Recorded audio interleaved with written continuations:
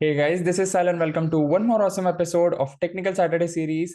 Technical Saturday series में आप सभी का स्वागत है and first of all wishing you all a very happy Ganesh Chaturthi. Ganesh Chaturthi की आप सभी को ढेर सारी शुभकामनाएं। May lord Ganesha bring peace and prosperity in your house and in your own life as well.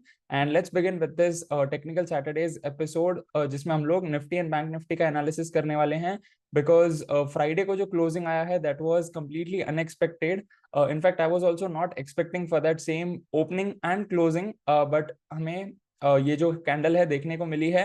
तो let's have a look at overall top down approach. Chart बिगड़ गया है, whether this is beginning of a correction crash या फिर ये जो होता है higher top higher bottom series का बॉटम बन रहा है। That's what we are going to look forward in this episode. So Nifty 50 long term trend that is monthly chart that is still bullish and RSI जो है रफली 78 के आसपास है। तो overall long term trend is very good.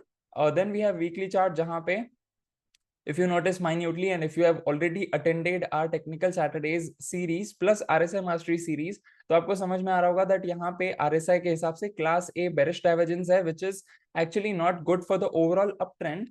Then comes daily chart जहाँ पे again divergence है but number of bars is actually higher than 15 because divergence का भी एक रूल होता है lesser the bar डाइवर्जेंस में लेट्स अज्यूम आरएसआई डाइवर्जेंस हो रहा है विद इन 3 4 5 बार्स तो वो स्ट्रॉन्गर होगा as compared to 10 12 15 max 15 not beyond that. And यहाँ पे जो है number of bars is more than 15 तो दैट इज वाई इसको हम लोग डाइवर्जेंस नहीं कंसिडर करेंगे। ऑल्दो डाइवर्जेंस है बट हम लोग कंसिडर नहीं करेंगे बिकॉज यहाँ पे स्ट्रेंथ इतनी नहीं आएगी जितनी 3 बार 4 बार 5 बार डाइवर्जेंस में आती है। सो यहाँ पे जो निफ्टी 50 है एग्जैक्ट मूविंग एवरेज के अराउंड क्लोज हुआ है फ्राइडे को। एंड जो कुछ भी सिनेरियो था ओवरऑल सेक्टर्स का मोस्ट ऑफ द स्टॉक्स का hopefully will like as a trader or an investor we hope for the best but again market is going to go in a cycle uptrend downtrend sideways trend and so on तो ये चलता ही रहेगा। so we can't deny the fact कि red candles आएंगे bearish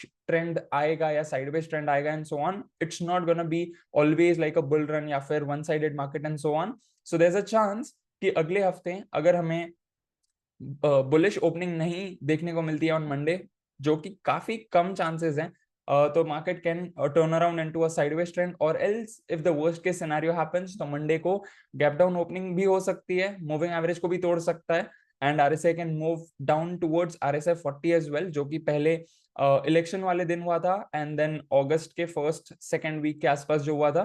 तो रफली वहां तक हम एस्पायर कर सकते हैं, वहां तक कह सकते हैं कि जो हेल्दी बॉटम है वो बना है and so on. So let's have a look at bank Nifty ताकि हम लोगों को समझ में आ सके बैंकिंग सेक्टर क्या कर रहा है because both are in divergence. And मैंने लास्ट वीक भी यही मेंशन किया था दैट निफ्टी 50 में जो है फॉल्स ब्रेकआउट भी कंसिडर हो सकता है एंड वही हुआ।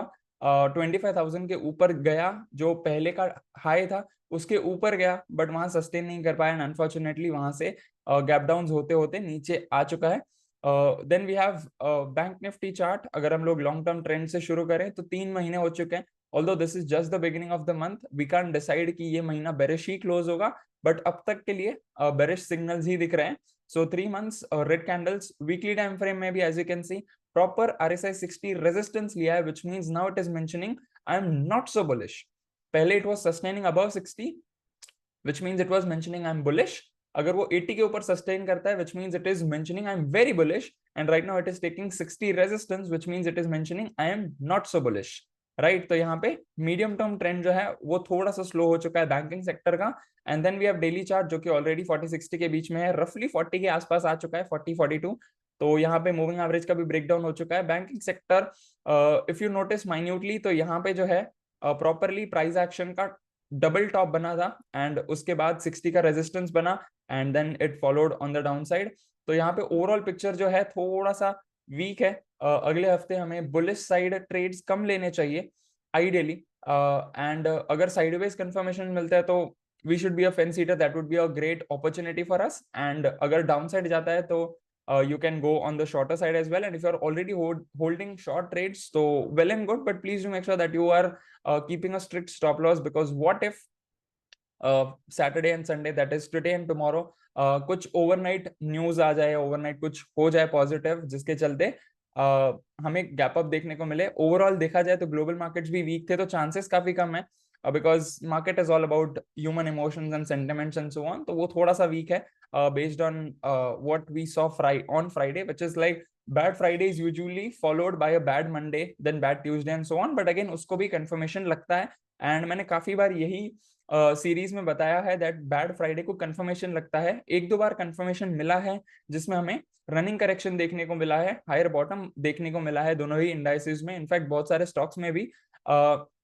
सो that could be the scenario here as well, और एल्स अगर मंडे ट्यूसडे को कंफर्मेशन आता है तो यहाँ से और भी थोड़ा हमें यू कैन कंसिडर करेक्शन देखने को मिलेगा। This is not kind of crash and so on. अगर हम लोग लॉन्ग टर्म पिक्चर देखें तो क्रैश काफी बड़ा होता है। This is not a crash, this is like kind of running correction जो कि हायर बॉटम बना रहा है and then it is forming a base and moving forward on the upside.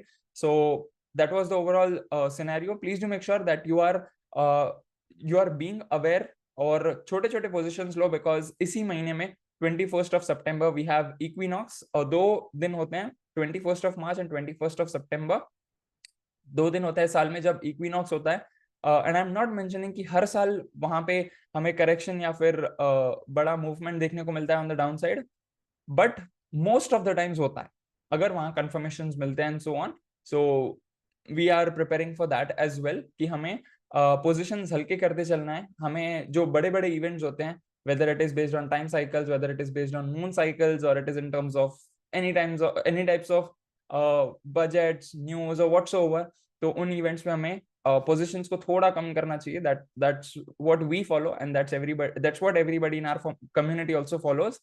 So that would be my suggestion. थोड़े थोड़े positions कम करते चलो धीरे धीरे, because 21st of September what if उससे पहले ही हमें रनिंग करेक्शन और थोड़ा बड़ा देखने को मिले, व्हाट इफ यहाँ से और करेक्शन कंटिन्यू हो एंड 21st ऑफ सितंबर को बेस फॉर्म हो, anything can happen, but we have to adapt with the market, because this is also what I learned from my mentors is that science में हमें सिखाया जाता है that survival of the fittest, कि जो कोई भी फिट होगा, सबसे ज्यादा फिट होगा, सबसे ज्यादा स्ट्रेंथ होगी उसमें, that will survive. But in the market it's not the survival of the fittest, it's the survival of the most adaptable, right? अगर आपके लेट्स अज्यूम कोई फ्यूचर पोजीशंस ओपन थे एंड पिछले हफ्ते में जो हमें रेड कैंडल्स देखने को मिले उसमें जितना आपका प्रॉफिट था, probably that would have converted into a huge loss and so on. तो that is why you have to adapt with the market. अगर मार्केट लॉन्ग साइड जा रहा है, पॉजिटिव साइड जा रहा है, तो we have to go for long side.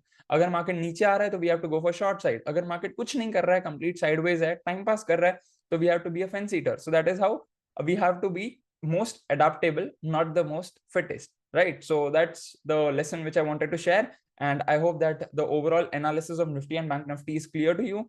And कल के दिन में हम लोग सारे स्टॉक्स, सारे सेक्टर्स का एनालिसिस करेंगे in depth. So make sure you are following us on Facebook and you are subscribing to our YouTube channel.